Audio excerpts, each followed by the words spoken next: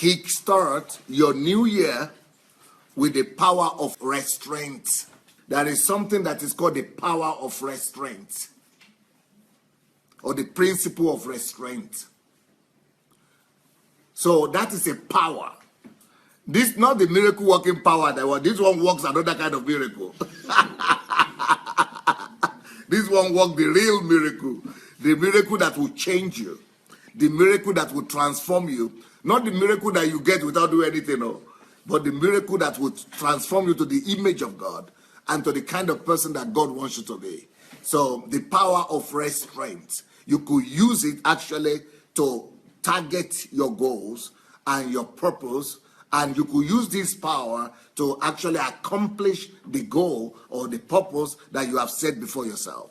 So use the power of restraint to kickstart your year and to elevate yourself and to put yourself in a place that you would like to be in this year. You know, most of the time people start new year and are hoping that things will work out the way they are planning that it will be. They're just hoping.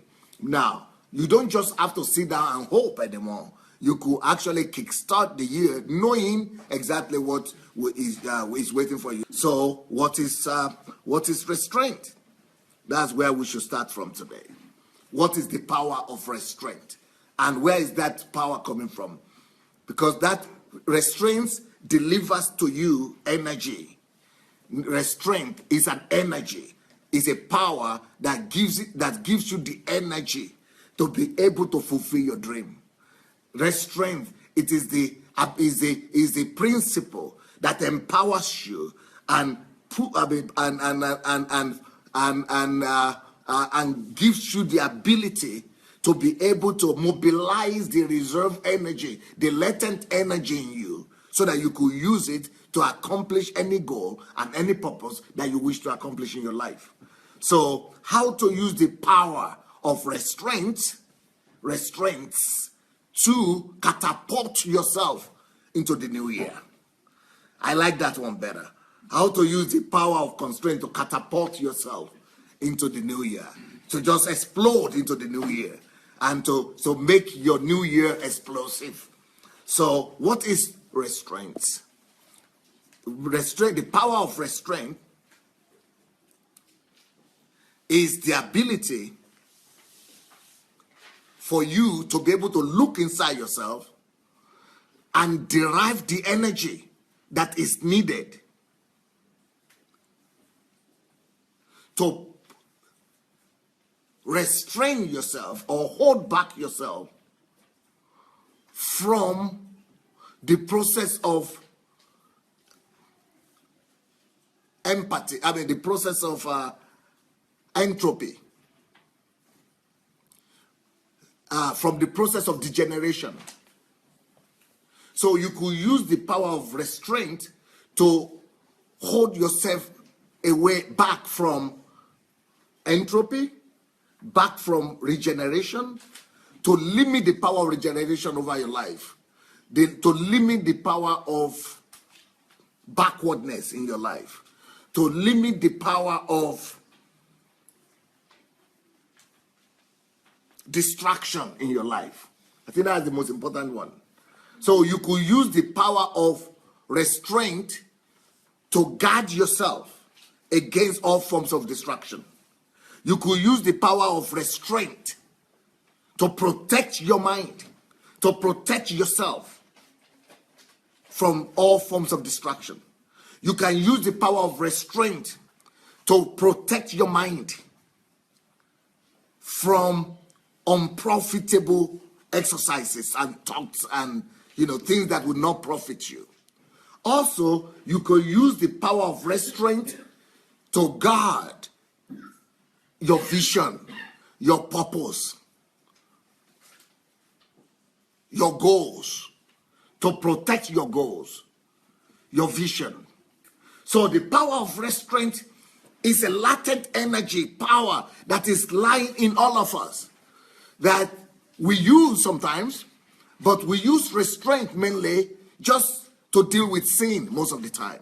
But the form of the way I want to approach the power of restraint today is not just that you could use restraint to deal with sin, not to do bad things, but you could actually use that power, that energy that comes from the power of restraint or from restraints to actually catapult yourself into the future, to actually do what you did not imagine that you could do. You could actually use it for acceleration. You could actually use the power of restraint, not just for acceleration, but you could actually use it for productivity. You can use the power of restraint for mobility, for explosion, for increase in productivity. But you people, you students are looking at me and I'm almost feeling like stopping and explaining everything I'm saying.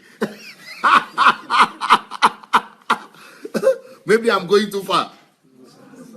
Are you okay? Yes, sir. Okay. I hope you people on the Facebook also are fine. I hope I'm not being too philosophical here with you or too complex. So I'm just introducing you to a new concept. So the power of restraint, you could call it in the Bible, in Proverbs, it could call self-control or things like that, temperate, but this is much more than self-control and temperate. This is including temperate, it's including self-control, it's including perseverance, it's including stamina, it's including persistence, it's including, all that put together. So I would rather use the power, the word restraint for it.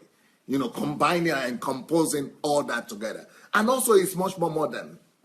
And also it could be proven because it's much more scientific as well.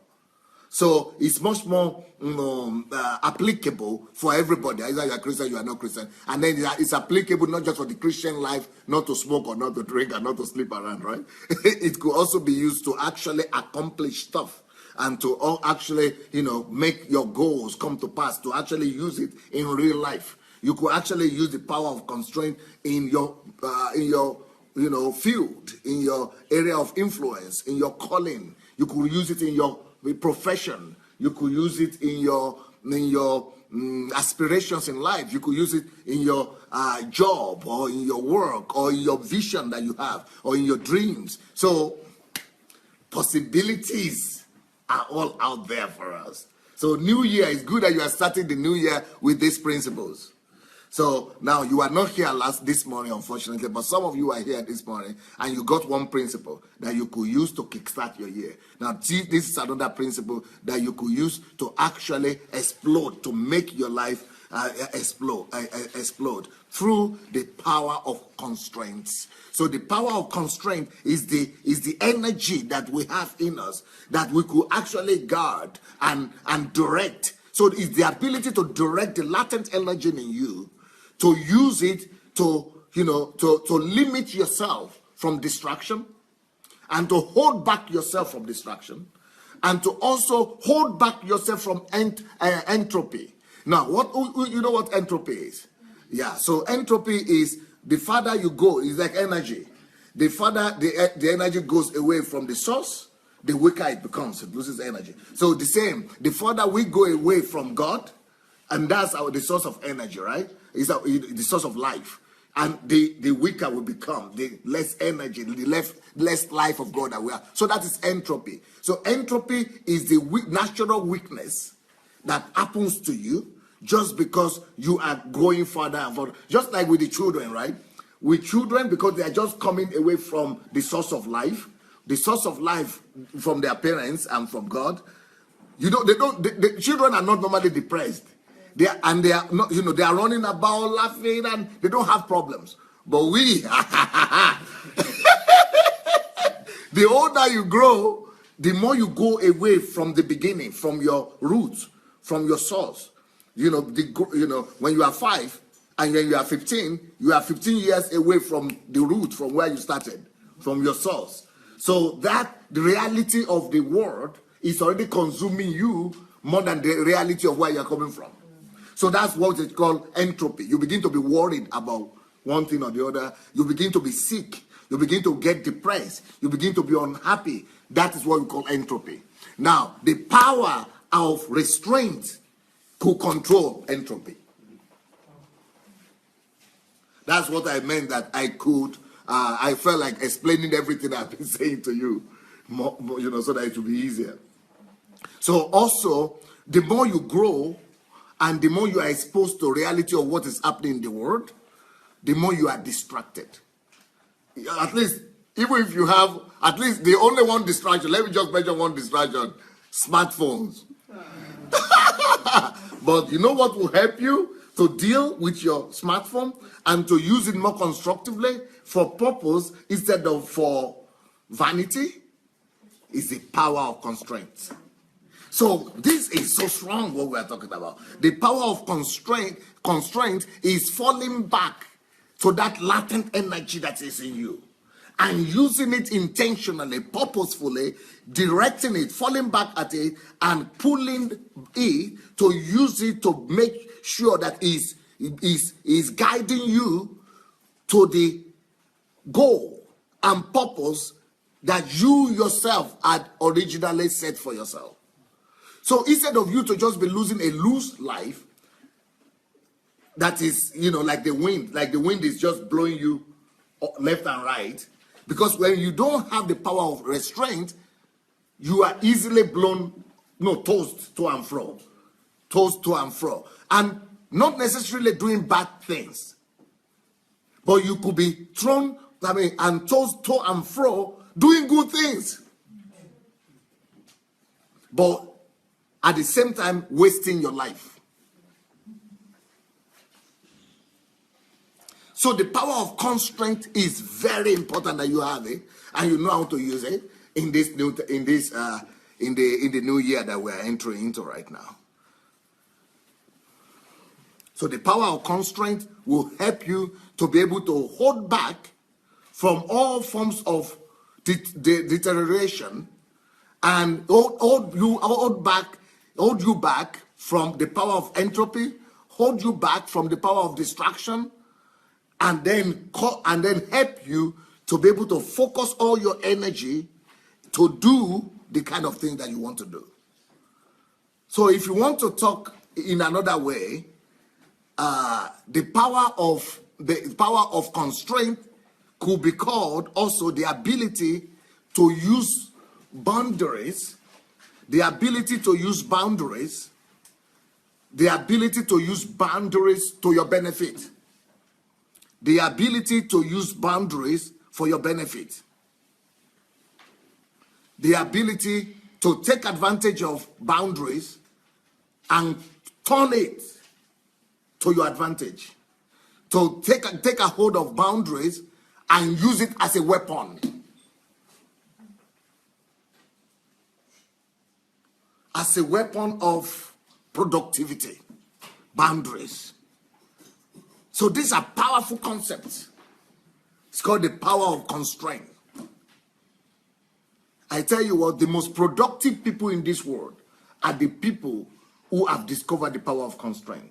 When Bill Gates was in the university, he was actually very brilliant in high school. So he was admitted into Harvard. Harvard is the dream of every young man. For you to be admitted there after college or after high school, you must really be smart. So not after first degree, but immediately. So he was smart. But you know what he discovered? He discovered that by him going to the classes to study what he was studying, he was actually being distracted.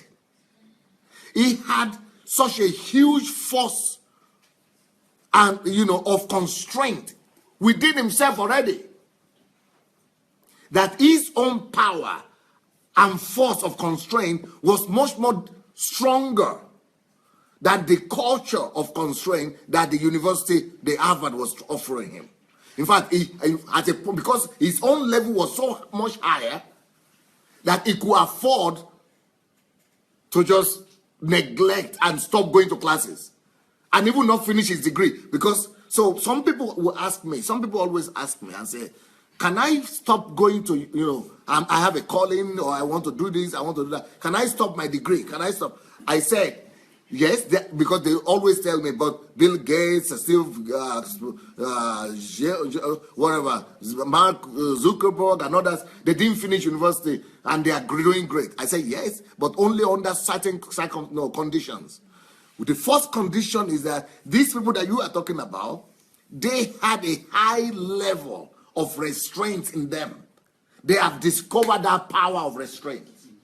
Actually, as a matter of fact, university is supposed to build into us this element of constraint. This is one of the reasons we go to universities. In fact, this is one of the reasons we go to school in general. One of the factors that one of the things that we go to achieve in schools is not just knowledge. Because most of the knowledge that you have been given in class, you don't even remember them anymore.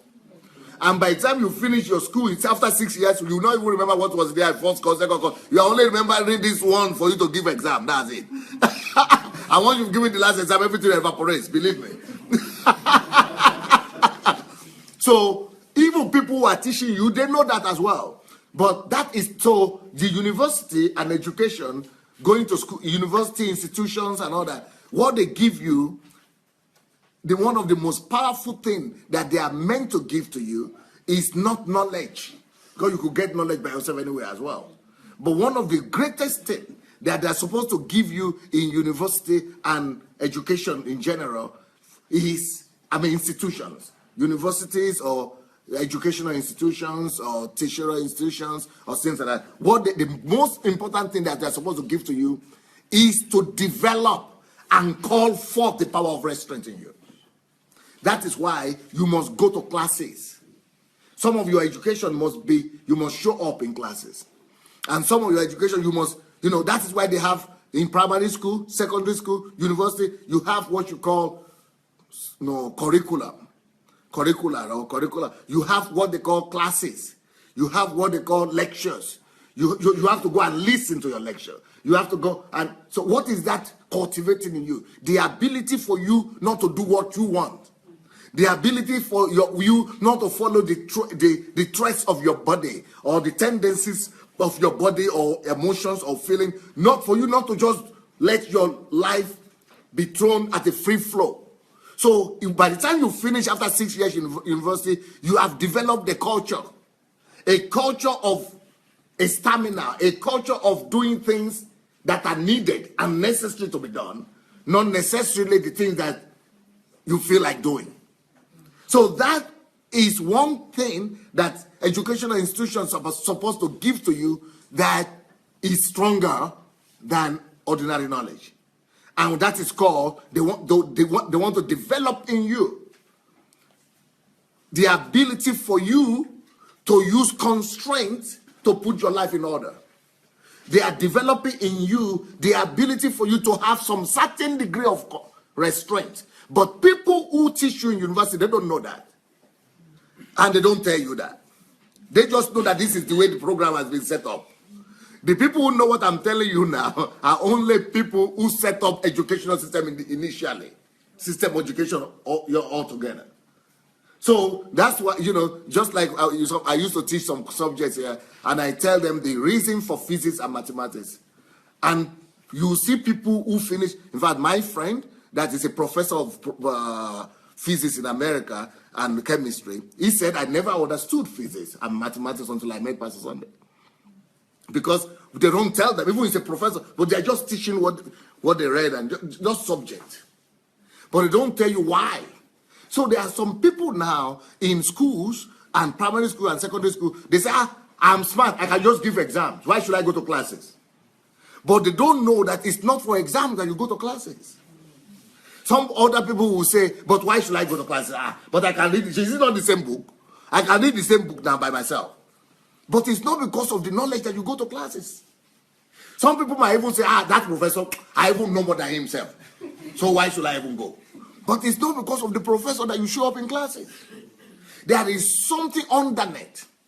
There is something underlining that has been built into educational system. That for you to be able to say, I will not go to classes, you must make sure that you have discovered a stronger force of restraint in yourself.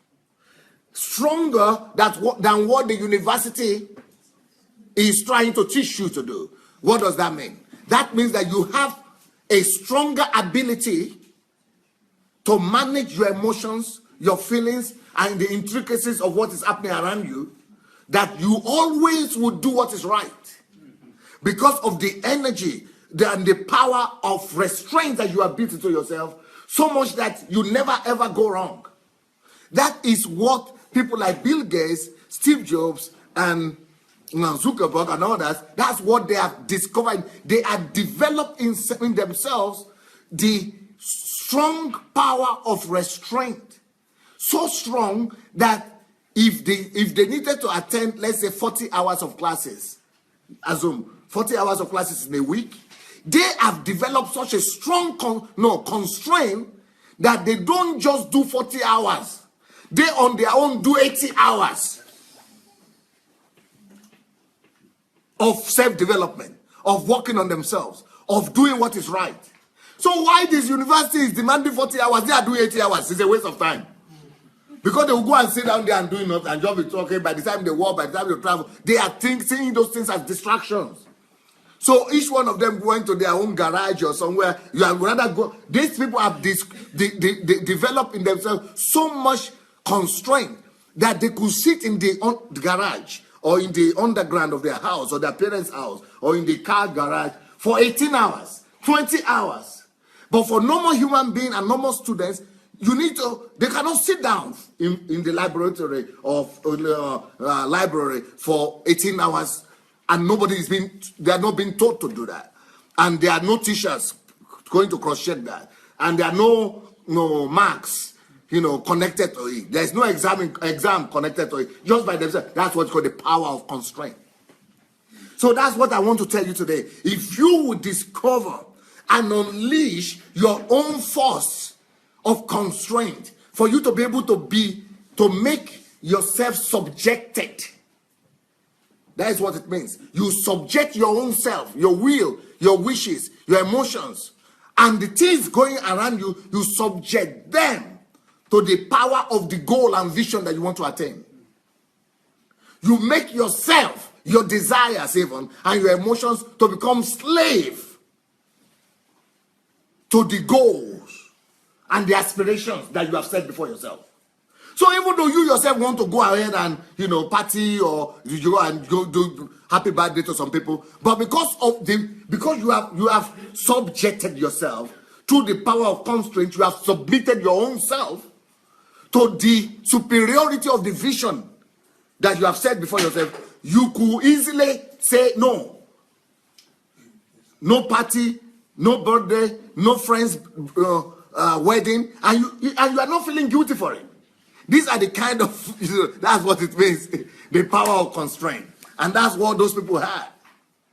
So even when they were having holidays in Harvard, or the whole country was having holidays, these people with high level of the power of constraint, they never have holidays.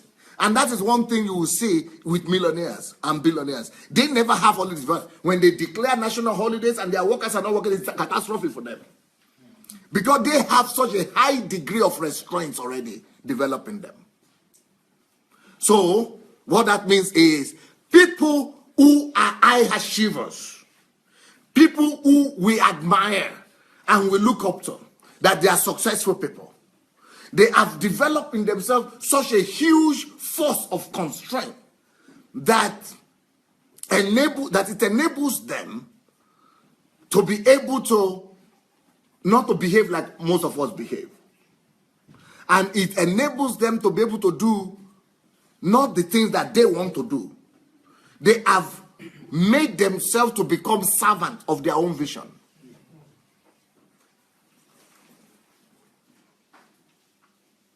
And not public opinion and what people say is not as relevant to them. Because they have made their goal, whatever they want to attain, to be superior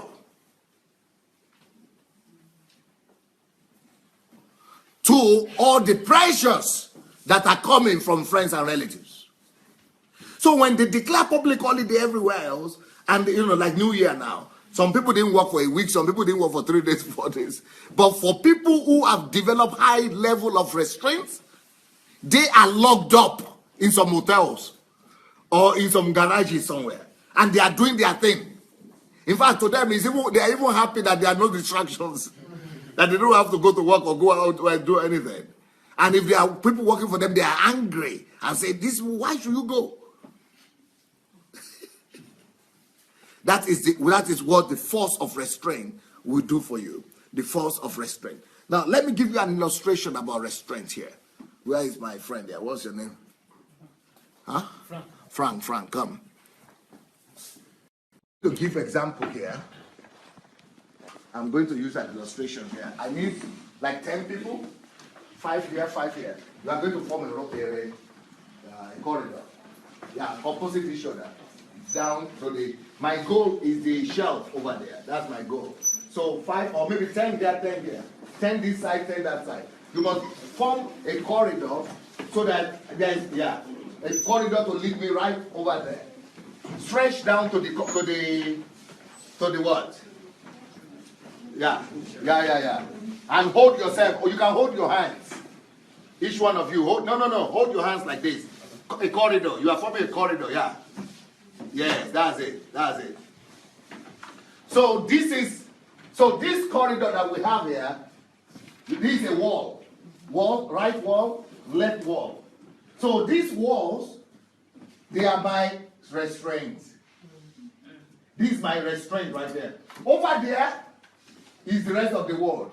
Over there is the rest of the world. My family, friends, relatives, the world, the internet, everybody. But because my goal is that tall thing that is on the wall there, are you sure my voice will be getting? Show the wall. Can you see the corridor? Yeah. So that's the corridor there. So this is the corridor. Now, if without the corridor, I could be looking here and going, oh, hello, Mama Tina. Hello, Mama Tina. But because of the wall, I'm not distracting seeing Mama Tina there and Uncle John there and Uncle Samuel there and cousin Abraham there. So this is constraint. So this what I'm talking about is that you all must be able to build. And later on, towards the end, I will tell you what areas of your life you have to build constraints in. All right? So I will tell you where you must develop those constraints. But I'm just giving you the concept right now of constraint. So you must be able to surround yourself with this kind of system of constraints. Because sometimes, just to depend on the energy and the power of constraint is not enough. So sometimes it's even better to build constraints all around you. So that way, even when you don't have the willpower to fall back on your constraint, but the things that you have built around this different sphere of your life, they will guide you. So you'll be able to go and attain your goal right there. Straight, no distraction. So you are very focused. You don't see anybody, no world. This is your own world. You live in your own world. So people who build their own constraint, who live in constraint, they live in their own world. They are focused. Everybody is saying they are mad. That's why I gave you the example I gave you today. That somebody said, Pastor Stanley, what are you teaching now? You are no more a Christian. I said, yes, I'm no more. I'm no more in your group. I'm no more in your club. Since I started doing just the Christian posting on my Facebook, you know how much I have grown? I used to have 50,000 people on my Facebook. And since in 1 year, February, I started in February 2015, almost 2 years now. I have grown. You know how much people I have reached now? 250 million, 250 million people. Because I'm not doing religious thing anymore. That is 20% of the whole of Facebook, the whole population of Facebook.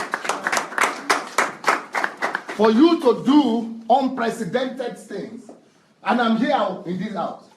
This house itself is a constraint, it's a system of constraint for me. It's my own prison yard. I built this for myself. So that I don't go anywhere. I don't know if they have theaters in this country or not. I am not aware. I don't know if they have cinemas in this country or not. I don't know if it's there or not. I don't know if they do parties in this country or not. I don't even know. I don't know if they do birthdays and marriages. And if you want to do your wedding, come here to me.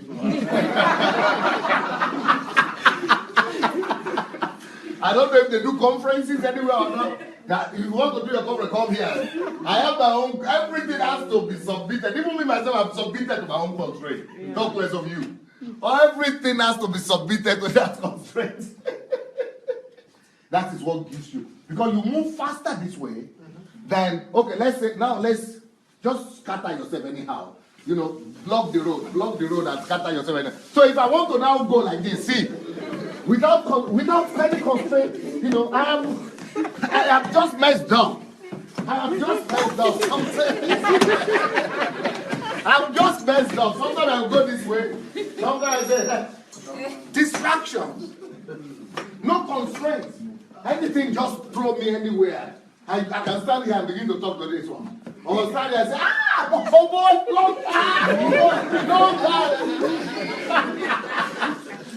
no road. No pathway to get to the way I'm going to. No destination. I even forget. Sometimes you yourself forget your destination.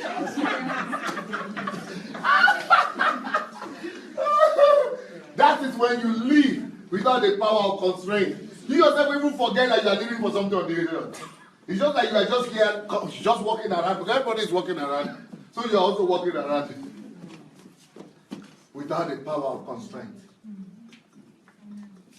You are lost in the whole wide world. Sometimes you have goal, you are ambitious now, and then you forgot. And then you are distracted. And then somebody invited you. And then you want to marry. Then you want to have children. Then you want to do this. Things are there, ready-made to distract you. That's why you must develop your power of constraint consciously and use it for your purpose. For the purpose for which God created you and sent you to this world. Give the Lord a round of applause. Okay, let me show you areas where you will need to build constraints around yourself and in your life. Oh, Caleb is even here. Wow, I don't see you normally here, Caleb. Pastor Caleb Asaboro. Yeah. He doesn't always, I don't see him in my live program, but he probably knows that people from all over Ukraine are here. Okay, here we go. So where and how and where should you build constraint? And then what? And then what aspect of your life must you build a system of constraint? Number one, you must build a system of constraint around let me do it this way. You must apply the power of constraint to manage your desires and aspirations. You must use the power of constraint intentionally. You must inform yourself and speak to yourself that I am not going to accept all desires that come to me. I am not going to embrace all aspirations. I am not going to just fall for anything. I am going to determine my own aspiration. And it's going to be in line with what God told me to do. So I must discover what God wants me to do and put it down as my only desire and aspiration. Every other thing, let them be somebody else's aspiration, not my own aspiration. But you must be sure of what you want to attain, and where you are going with your life, where you want to go, what you want to have with your life. Put a deadline to it. That by the time I'm 30, I want to have this goal. By the time I'm 40, I want to have this result. And these are the things that I must do before these things come. So you must be able to use the power of restraint to hold yourself back from everybody else's dreams and aspirations.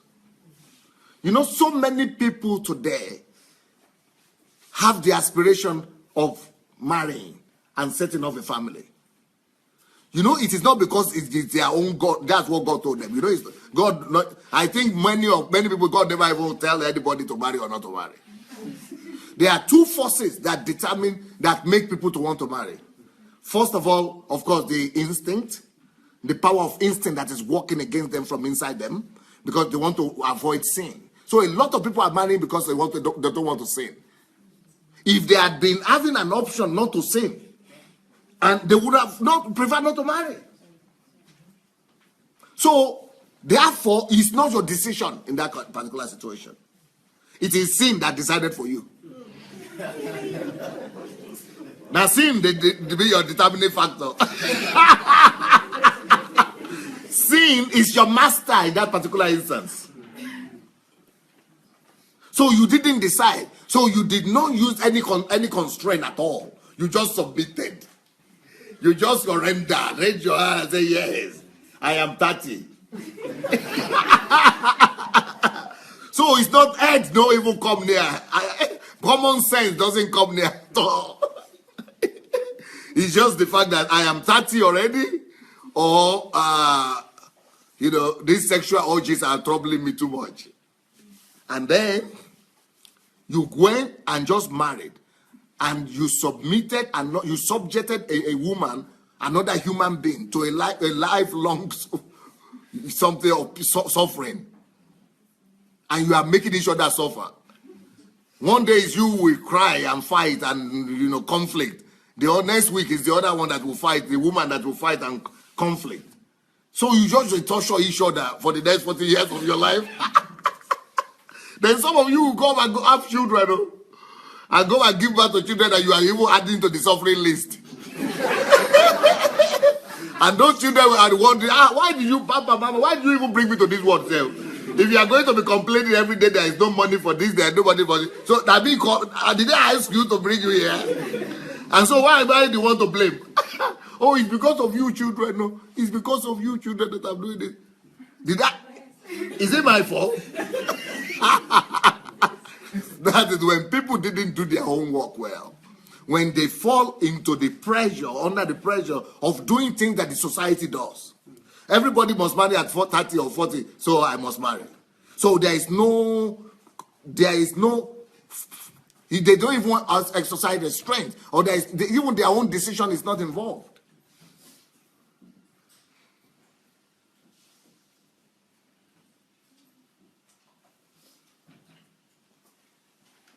Another reason why people just do all kind of, I'm going to have children, I'm going to do this, apart from the instinct, is the pressure from the society, from parents, from relatives, from this and that. So you have to go and put yourself in a lifelong prison yard called marriage.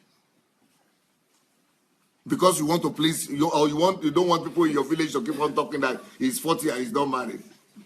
Or she's 40 and she's not married. So you go and submit yourself into the bondage that does not even allow you to fulfill your own calling and reason why God called you into the world in the first place. But when you are using the power of restraint, you don't allow yourself to fall into situations without taking the decision yourself. You take an informed decision. So that's what I mean, that this one area where you must, you know that in our culture, if you are a millionaire and you are not using big cars and having big house, people will be laughing at you. What kind of millionaire is Mark Zuckerberg and he's just wearing jeans and t-shirts everywhere? He's not enjoying life because he's using the power of constraint to monitor his aspirations and his desires. Even in New York, he's taking metro underground to work. Because he has decided to be in charge. It is my decision if I'm going to use Mercedes-Benz or metro. It is my decision if I'm going to use, or I'm going to dress like a celebrity. So he has so much restraint that everything is submitted to the passion and goal. That is the kind of drive that he had during the university days. That's why he could stop the university education and go and get his goals met. So the same way he's living up to now, even after the billions are there. He is not letting go his restraints. The same thing with Bill Gates. You see him as if he's not even the richest man in the world. Because they have the restraint. So that's why they don't truncate their money. That's why they don't throw away their money all up and down. They never lose their money. But other people who didn't develop that power of restraint, they eventually lose their money. They used to be rich, they go to bankruptcy today, bankruptcy tomorrow, because they had never developed the power of restraint. So the power of restraint must be developed to monitor even your desires and aspirations. A lot of the desires that we have is just to please other people. Some of you, in fact, are going to church today because you are pleasing somebody else. So it must be an informed decision.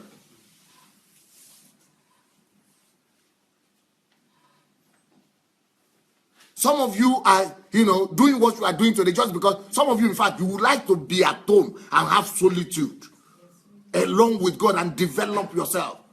But because of all the, pressure from outside, you cannot even afford to do it. So you don't have power of, over your own desires and aspirations. You are not in charge. Your relatives are in charge, your friends are in charge, the community or the environment is in charge, but not you. So that is what the power of restraint is for. The power of restraint will help you to be able to say, Pastor, I love you, but I have my priority right now.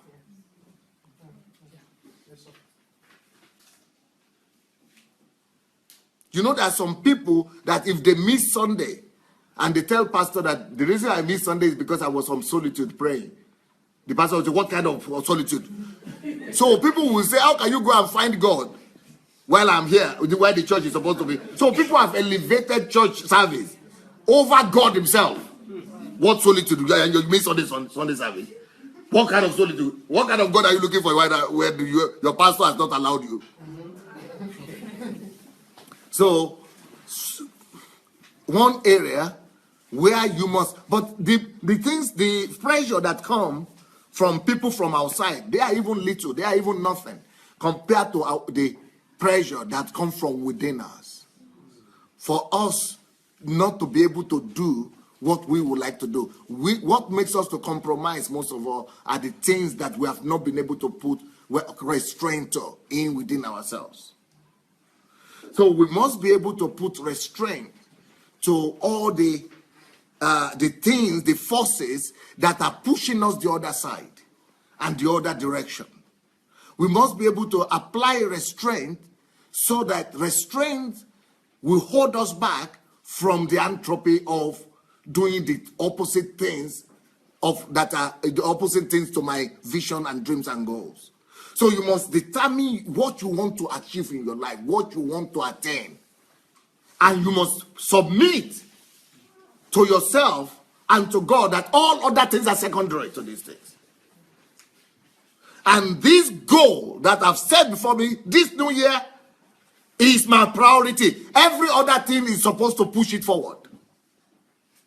That is what you use the power of restraint to do. To push forward the vision, the goal, the ambition, the target that you have put before yourself. And you use that same power of restraint to downplay all others and to close your ears and at all other aspirations that have been sold to you and suggested to you, both from your flesh or from your mind or from your people around you or from an environment, you put them under submission.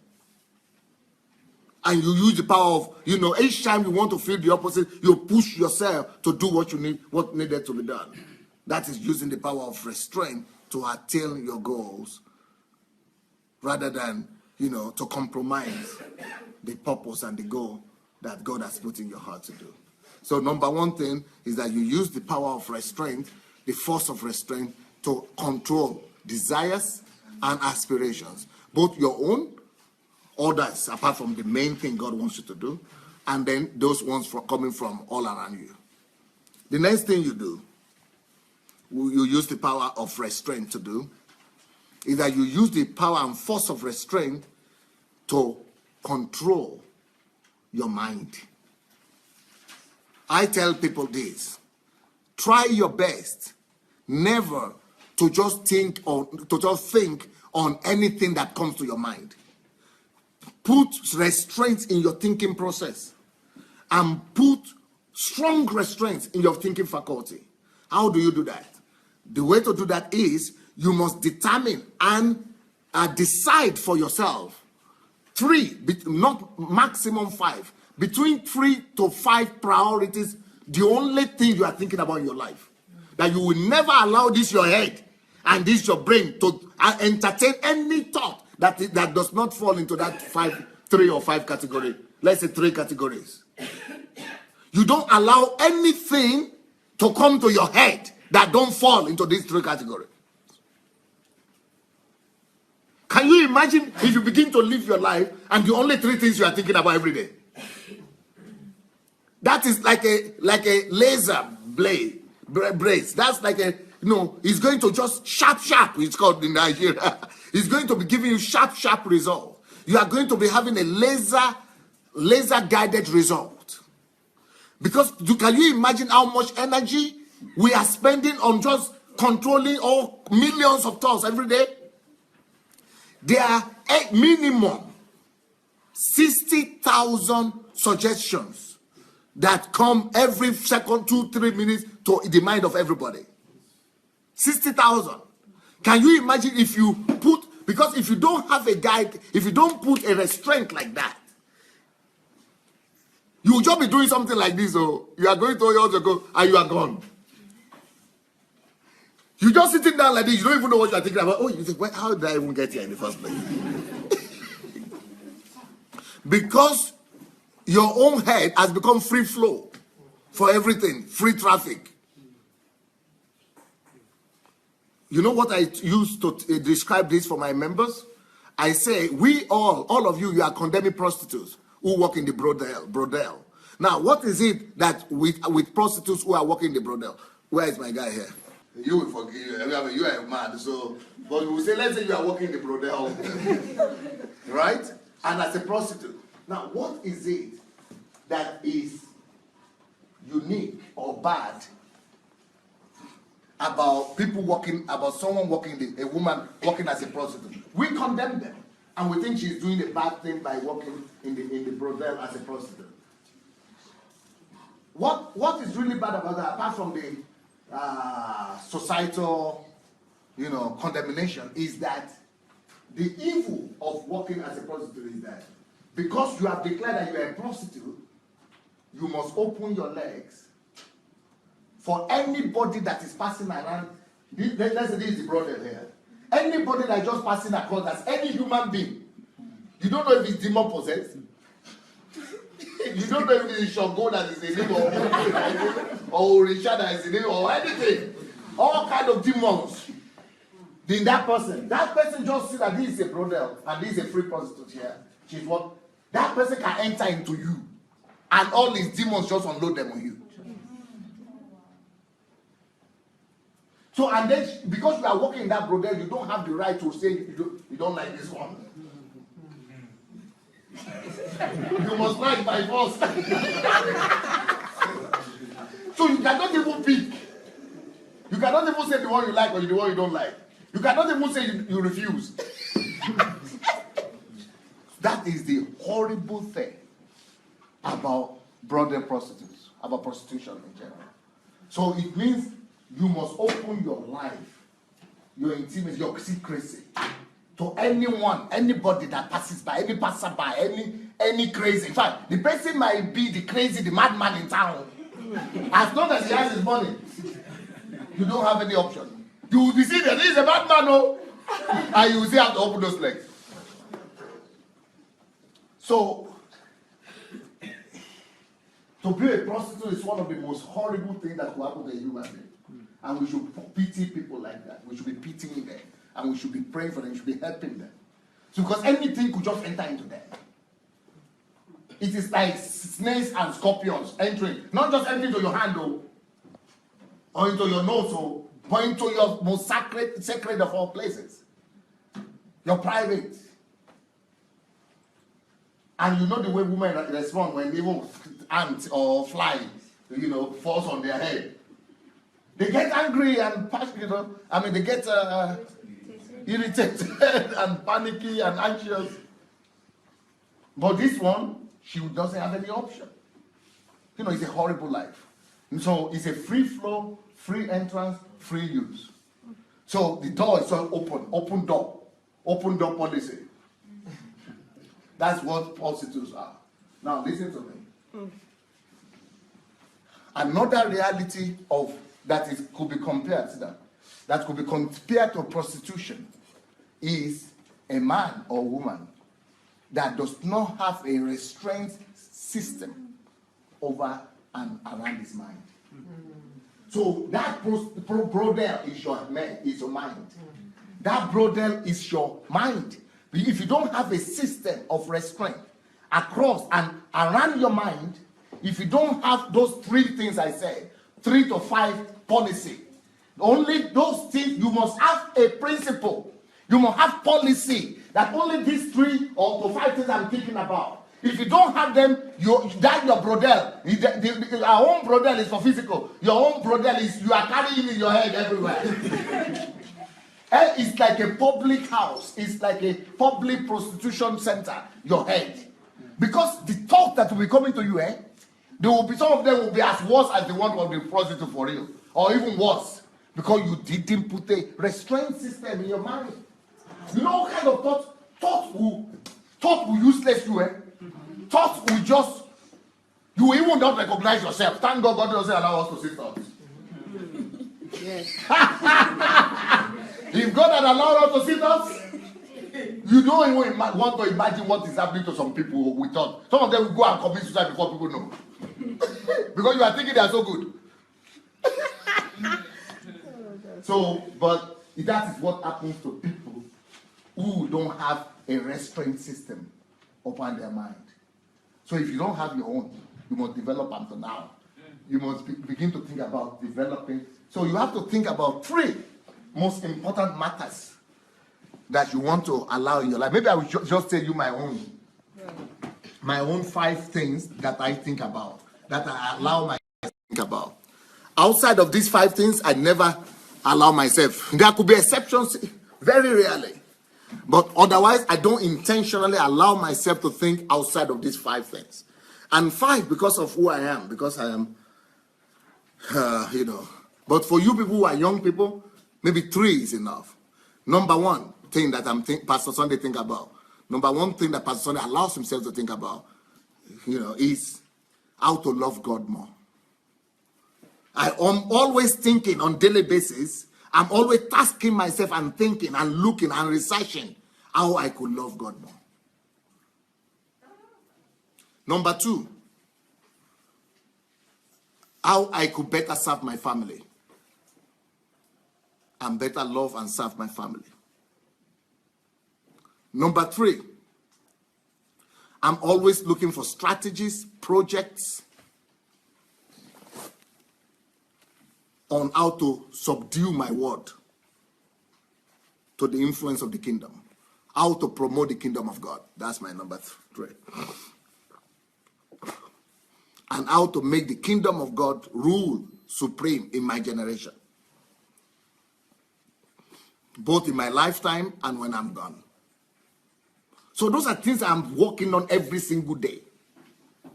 Those are my top 3 stuff. Number 4, my 4th topic is I'm constantly working on how I could become imitator of God. But I want so much that by the time I die, people will be confused. Who is this going? Is it Jesus or Pastor Sunday? So I'm working on that constantly, and I'm looking for a way to always work on that more. Then number 5, I'm always constantly looking for a way to serve other people, to serve humanity. All other things, either it's through politics, or it's through money, or it's through business, or it's through other things. Under each one of these things, each one of these 5, there could be 100 different topics, okay? But those are just my own, but the purpose is clear. So these things, they are my instruments of constraint. And they hold me back from all other millions and billions of topics and thoughts that are out there. So I'm always having healthy thoughts. You ask people who are around me, you could never find Pastor Sunday to say, you are talking to me and say, sorry. I never lose my thought. I never lose my focus. I never, daydream. I never don't hear what people say, unless you didn't say it clear enough. It's not because I lost or unless I'm doing something that I'm concentrated on. But I'm ever here and now. Because I don't have all kind of rubbish in my head. Everything is guarded. Everything is controlled. Everything is put under shape. So when people begin to talk about me in the newspaper or in the internet and talk some rubbish and all their lies, some people will be telling me, Pastor, are you not concerned? Or will you reply, it's not part of my, I'm sorry, it's not in my 5 denomination.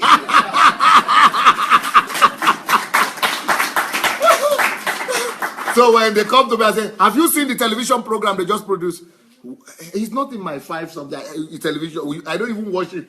It's not in my 5 something. Have you read the article? It's not in my 5 something. Hallelujah.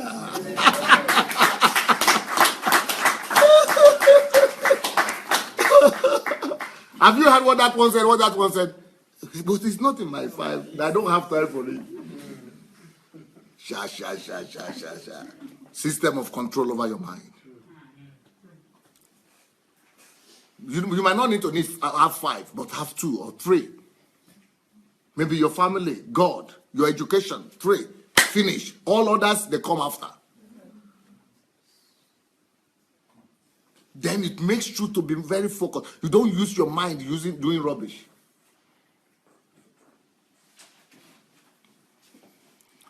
By the way, if you have not shared this message, please, everybody watching us on video on Facebook, please go ahead and share this message. You are free to share it. Go look under the video. Go look under the video and you could share this message with, for yourself, because the way for you to get a copy of this message is for you to share it. If you press the share button must be under the video. If you press that share button, then you'll be able to get a copy. A copy of it will come to your timeline. And then you could, spread it. But if you share it, I want you to also write some comments or some remarks or some, what you think about this message so that other people might be able to watch it as well. But I still want to use this opportunity to address people who were not here last night. Last night's message, people said it's probably one of the most powerful messages that have ever been preached by any human being at all in our generation. So you want to go and get that message. It's called 15 Reasons Why We Pastors Must Change Our Message in the New Year. So it's yesterday night. Go look for it on our Facebook there. If you just go to the video section, you'll be able to see it. And you want to copy that to yourself as well and share it. Okay, next area where you need to exercise restraint is you want to use the power of restraint to rule and manage your environment. You want to use the power of restraint to rule and manage over your environment. Because the Bible says that bad company can corrupt even the best of manners. What is company? That's talking about environment, surrounding. So you want to have some forces, some great restraints, some restraint systems in place for you to make sure that your environment, that you don't permit anything in your environment that you have not permitted. And you don't permit in your environment anything that does not fall into the 5 categories that you have just mentioned. You create your environment so much that your environment is only for productivity. You manage your environment so that it will only be producing things that will be able to facilitate the passion and the vision that you have placed before yourself. Your environment is always facilitating you and your movement forward. Your environment is always facilitating your productivity. Your environment is always enriching you and multiplying you. Your environment is always increasing you. So you don't allow anything into that environment. Just like I showed you with that line, with the wall that we put together there. You must put that wall around your environment. And it's not because you are not friendly. And it's not because you don't like to joke. Me, I like to joke. I like to, to be fun, to have fun and something. But you have it in your environment. That's why I say I don't know where weddings are happening. If they want want to invite me to your wedding, come here. My environment rules over. Or if I come to your wedding, then I will come there and bring my own order there. In your wedding, I'll be talking about goals and purposes. Yes, yes, yeah. Not you invite me. Are you not the one who called me to come? Are you not the one who invited me? Hey, I don't come now. Yeah, I am. I'm here, but I come the way I am with my own environment. So, dictate your environment. Manage your environment. Be the Lord of your environment. Put the surveillance over your environment. Put the management over your environment. Make sure that your environment is always productive, working for you. Make sure that your environment is always working on your behalf and facilitating your increase and growth. So that it will not be said of you that the company spoils your vision or your manner, corrupts your manner or company. Or your vision. Next point, where you need to use the power of constraint, apart from environment. You need the power of restraint to set up routines that will lead you and take you into your vision. You need the power of restraint to set up routine for yourself. What is a routine? Routines are automatic things, automatic functions, activities that you are engaging in that will automatically take you to the place that you want to go to. A set of activities that, for example, in my case, for example, I do this live broadcast twice a day. That's a routine right there. But that routine is not just some routine for nothing. No. It is setting me closer. Each one of them is taking me closer to the goal that I put before myself. So routine are the activities, set of activities that take you closer to your purpose. Another thing that I do is that I do trainings regularly, HMT like this, or other trainings regularly. Why? Those are routines that facilitate me to be able to bring to pass the goals and vision that I've set before myself. Every other thing, I don't just do things. Things I do, they're always leading to another. They are always having a goal. They are always connected to the vision. So don't just have activities in your life that you cannot even explain why you are doing it.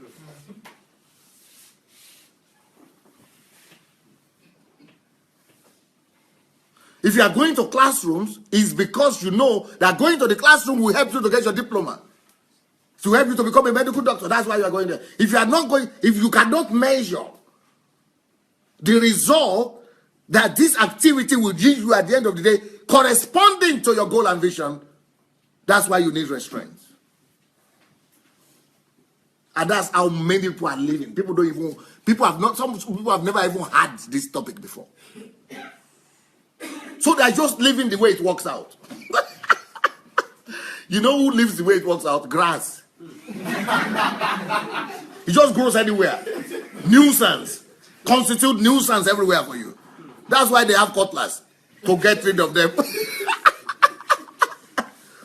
So if you are just walking around and just fissuring anywhere you want, just like grass, people will just be stamping on you. If you don't stamp on you, they will cut cutlass on your head. You are just being wasted. That's because you have not applied the power of constraints over your environment.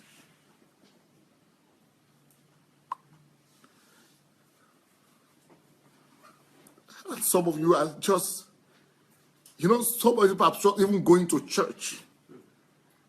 And there is no connection between that church they're going to or service they're going to and wherever they're going in life at all. They don't even understand. They just think, if I'm going to church, I will not go to hell. Who told you? Some of them cannot even explain to you why. Even they are bored, some of them. But they are still doing it all.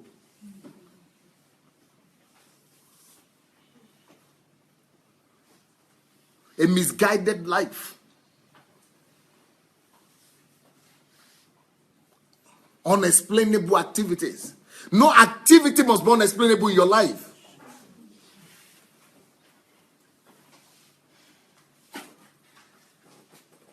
Everything must come under the power of restraint in your life.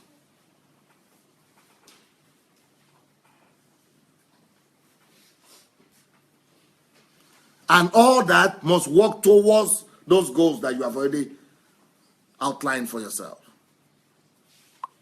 That is why those people you are seeing all this wall on all these walls, all these famous people, that's why they are effective.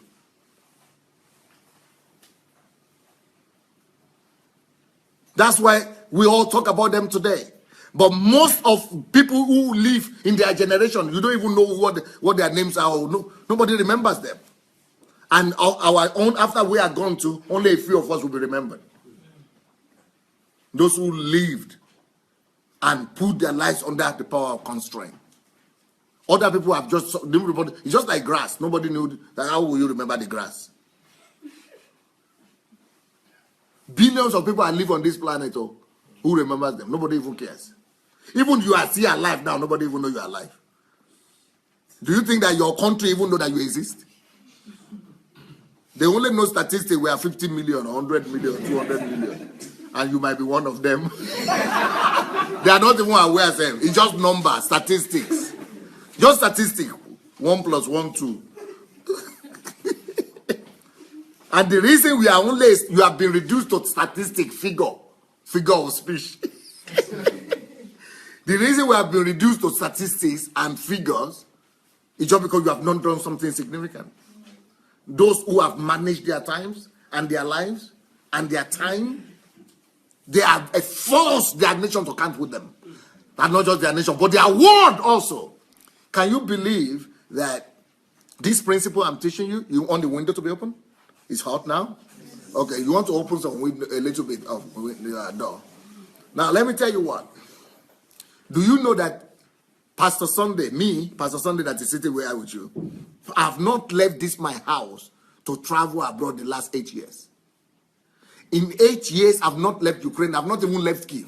I've not even left my house. I only go to the church sometimes and to the court. I don't even go anywhere. But in that 8 years, I've written over 300 books. No, not 300. 200 books. In that 8 years, I've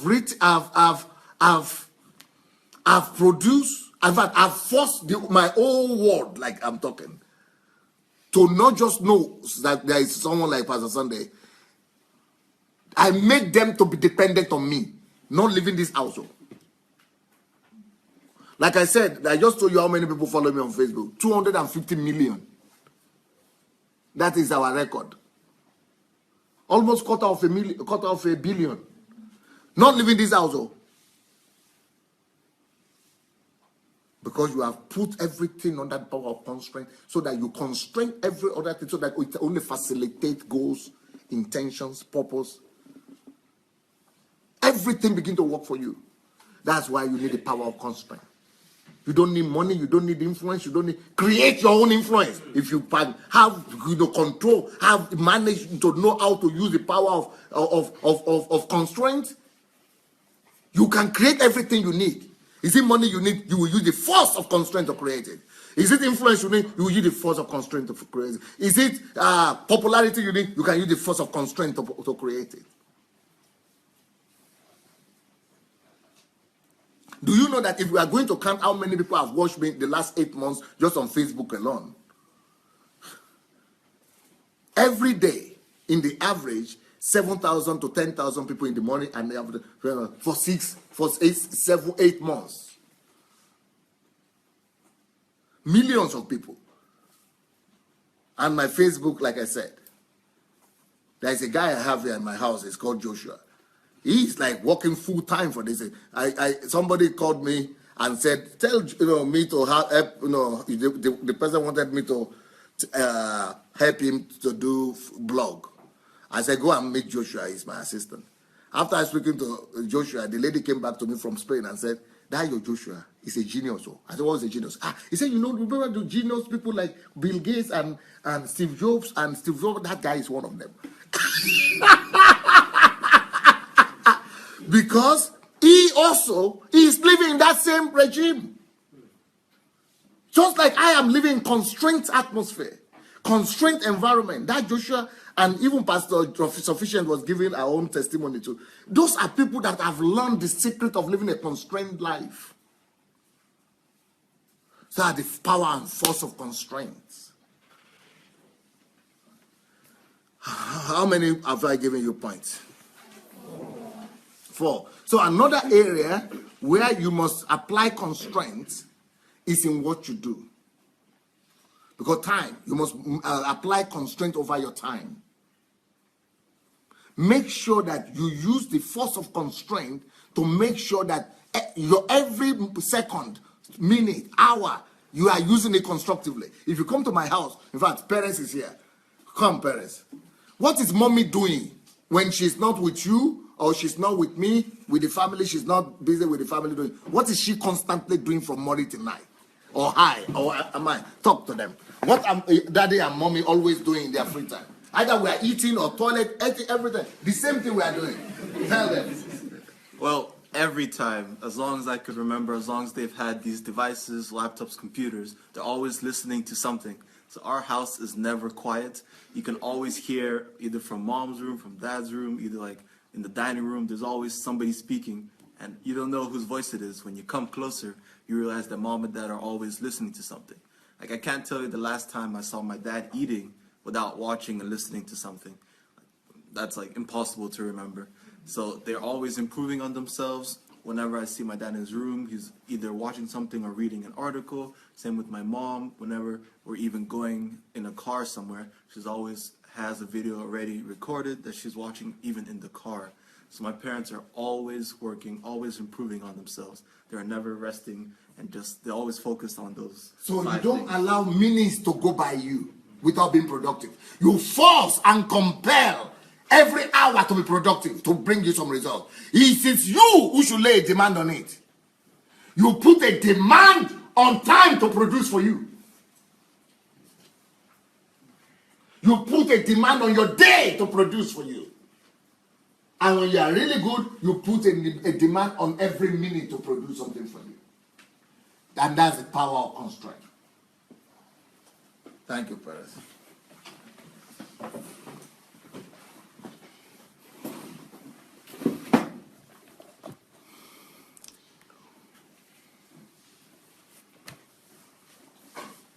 So use the power and force of constraints over time to dominate time. Just like God told us, have dominion over.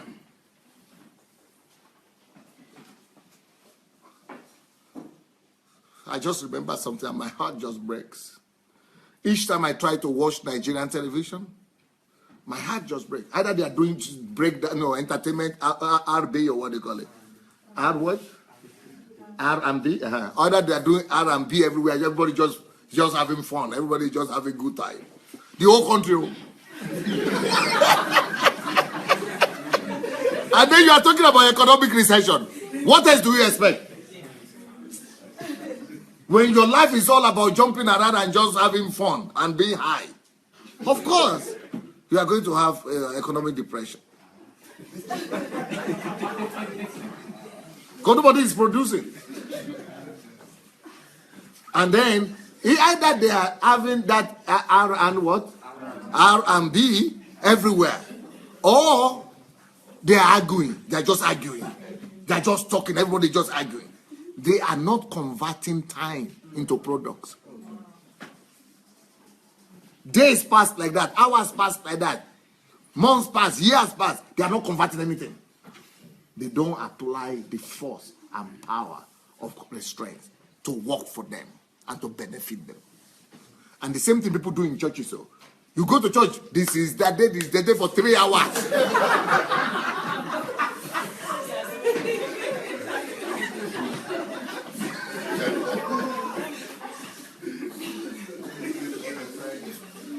Lives have just been wasted. Everybody is helping everybody to kill life. Church is helping people to kill time. Television is helping people to kill time. And though that is life, they are killing, you say.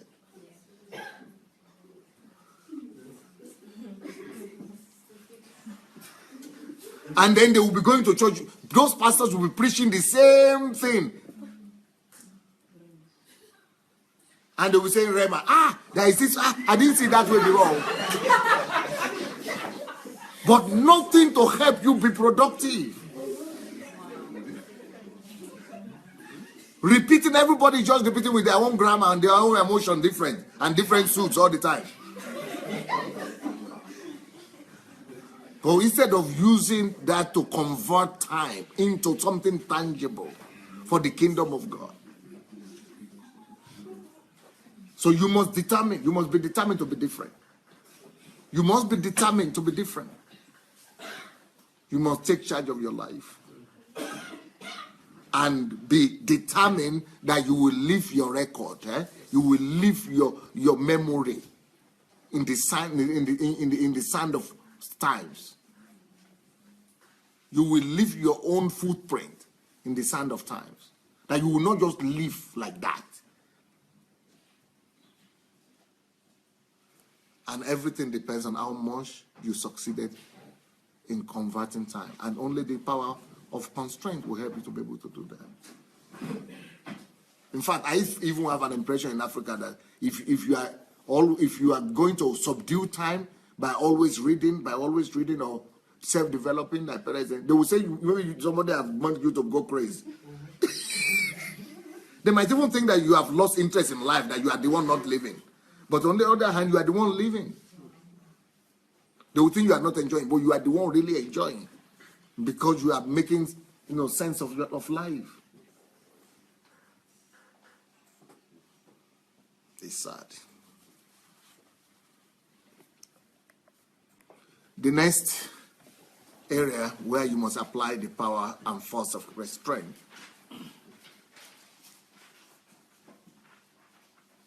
is in responding to calls from people, interferences, telephone, messages, mails. Make sure you organize these things. Like, for example, I reply my letters once or twice a week. That's it. And I personally I don't use telephone so much. I got rid of telephone. I don't have telephone again.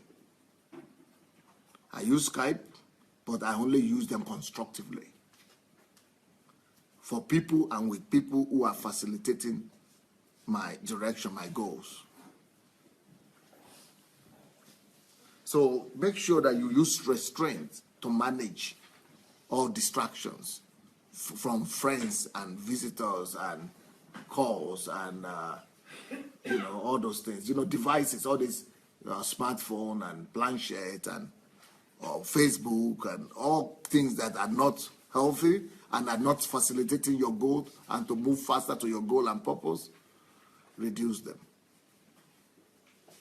Use the power of restraint to put them under control, and just do things that are moving you closer to where you intend to be.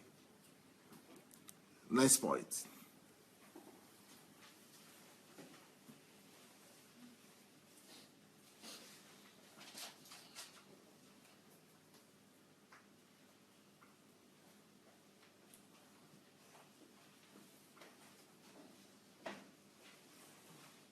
I don't know how to say this, but at least I will say this to those watching me on Skype. Use the power of restraint to learn to say no especially in regards to your church activities. If a church is demanding that you have to come to church every day of the week, make you use your head, though. You know, that's what I heard these days. That pastors would intentionally put activities like every day of the week. How could you do that? In fact, I even heard that right now, all over Nigeria and everywhere, that people are coming to church for 3 months. They tell their members, you have to come every day from November, December, January. And in some places, December, January, February. You must be in church by all means. And then when you come, you must come with offering. I said, my God, though. And these people are so God-fearing that they think if they disobey, they will disobey God. Because then they tell them you will miss your blessing for the new year. Yes, that you will not get it, whatever anointing the man was bringing. So that's why I just want to make sure, put this in. You need moral courage. And you need this power and force of restraint to be able to say, no, I put myself back. If I need to go to church, I go to church maybe once or twice a week. And if I have money, that's it. If I don't have money, I don't bring money every day. In fact, some people are having services 2-3 times a day, and you must bring an offering for those 2-3 times a day. Exploitation. So anyway, this is the world. This is the way the world is. And it's not just church world. It's all the world around us. Everybody is fighting for you to exploit you, to take dominion of you, to take advantage of you. If you don't take control and take charge over your own life, that is what the whole world is looking for. Looking for people who are free, who are too gullible to take control of their own lives, so that they will manage your life for you. But they will manage it the way they want for their own goals and purposes only. And you just jeopardize your destiny. And you'll be thinking you are faithful to God or faithful to man of God or faithful to something. But your vision and your purpose in life is paramount. It's more important than any other person's project. But you need the power of constraint to be able to do that.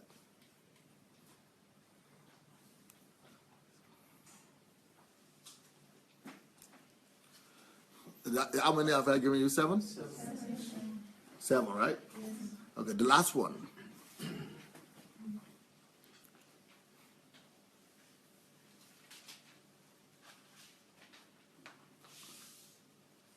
Make sure you have time to rest or a recreational time for yourself, but learn to use your creational time or vacation time to be productive as well. Even though you are resting, even though you are partying or whatever you are doing, you could still make it to be a creative time, to still work for your good, to still work for your purpose, towards your purpose and goals. So even when you are relaxed and when you are resting and when you are playing or when you are doing hobby or something, find a way, find creative way to grow at that time, to listen at that time, or to exhort other people at that time, or to be exhorted at that time, or to disciple. Okay, for example, I met this new year, for example, I was talking to one of my members, and I was saying, what are you doing in the new year? Oh, she said, oh, I am meeting with my team. We have a whole set of programs that we put together. This day we are going to the cinema together to watch some documentaries, and then we are coming together after that. We are going to do a big banquet, and going to discuss what we saw and how we could use that to accomplish our goal. Is that not beautiful? The other one, he said, okay, oh, we are going to the camp. We are going to some, whatever they call it,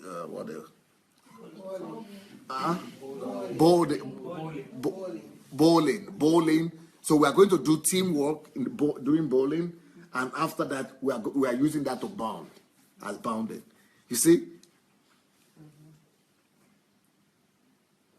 Then the next day we are going to have night vigil together, but night vigil with eating and also praying and eating, so that we'll be able to present to God our plans for the next year, and when we are going to sit down and brainstorm and pray over it, and that's their night vigil. Is that not beautiful? So use your creational time, your off time, your rest time to facilitate your movement to your goals as well.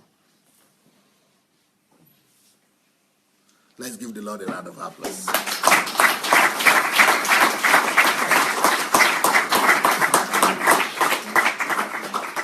So propel your life, catapult your life forward in this new year with the power of restraints.